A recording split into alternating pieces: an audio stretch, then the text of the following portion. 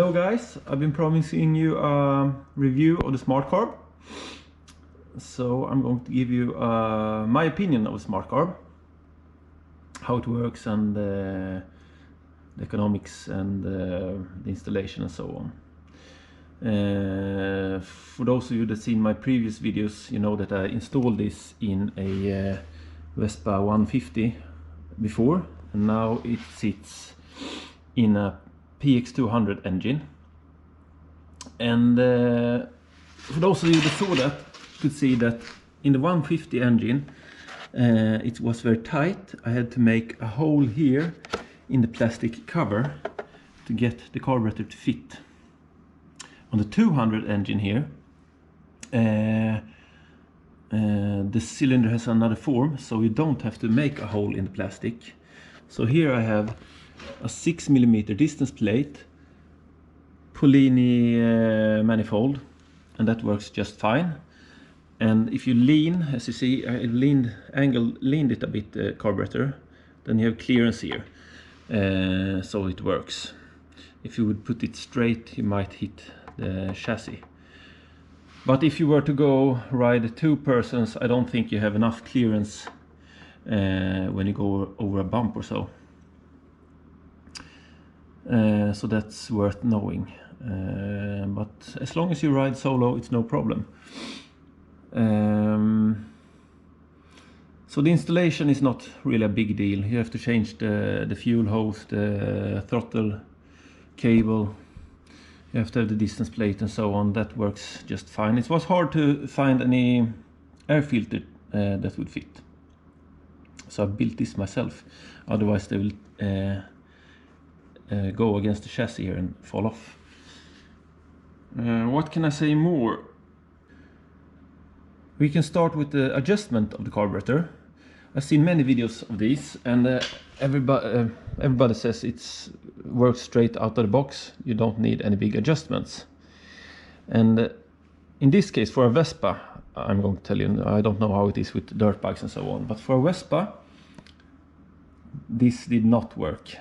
This carburetor came preset with the metering rod set to 105 clicks out from the richest point, and basically that means if you, because this is the adjustment of the metering rod, the needle. So what you do is that you pull full throttle, then you push this down to engage into the metering rod, and then you have a click system here. So this lowers the metering rod or raises the metering rod depending on which way you go. So like this. So if you go all the way to the right, you will be at the richest point. So this came preset 105 clicks from the richest point. And here you have the idle screw. And I think I'm down to maybe 250 clicks from the richest point. So I have to adjust quite a lot. And the same goes for this one. This is a 26mm carb, the same carb. And this came preset with 106 clicks from the richest point. And I think, Fredrik, do you know how many clicks you've been going down to leaner? No, but at least 40? 30-40 clicks, and this is a smaller carburetor. This is the 26mm. Yeah. And I would say that if you're going to buy a Smartcarb for your Vespa, then you would go for the 26mm. There's no use in going for a 28. There's no meaning of that. It's easier to adjust and tune this carburetor. Yeah. And that's a 200 engine also. That's the same engine. Yeah, but see, he's gone down, so he's maybe at 140 clicks from the richest point, and I'm 250 clicks down. So this, what they say that it works straight out of the box, that might be true for a dirt bike or so, but yeah, it doesn't work here. And also, the economics, if we're talking about fuel consumption, is not, what did you say, 30%? Yeah. Less fuel, but that you can't apply that to a Vespa either, because these originally has a 24mm carb, and then you go up to a 28, you're obviously going to use more fuel. But also we have it's no snow right now, but it's, I think it's 8 degrees outside, cold air, and that of course makes it take more fuel to compensate for the cold air. So in the summertime maybe this will go a bit more economic fuel wise, but right now it uses quite a lot of fuel. Yeah, because my car over there is cheaper to drive than a Vespa. Yeah. At the moment. Yeah, so don't expect to get better fuel consumption with this. So that's one thing. What can you say more?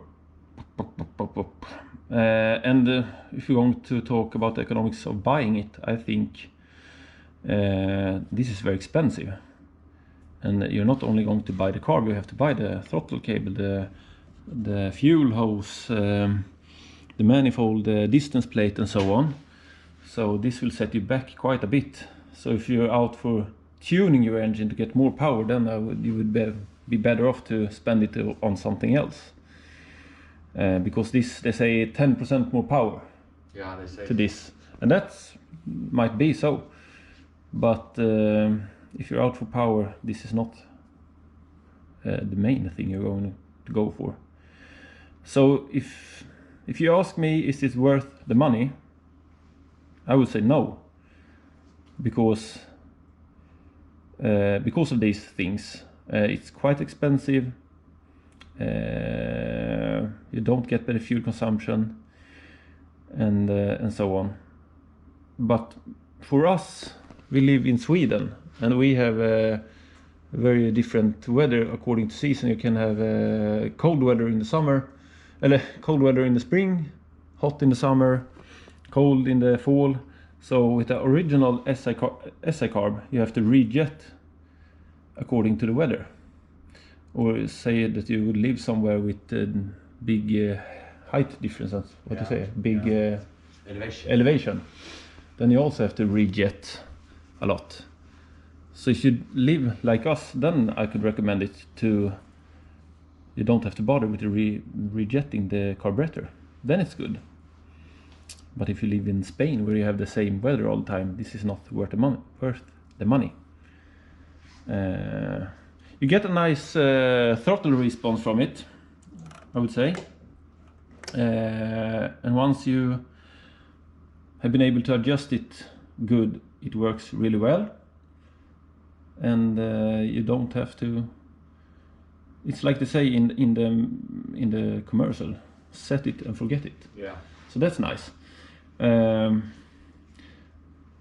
one other thing, you don't get any, when you get this, you don't get any instruction book or manual for it. But on Smartcarb fuel systems, you can download it and print it out, and they'll tell you how to adjust it.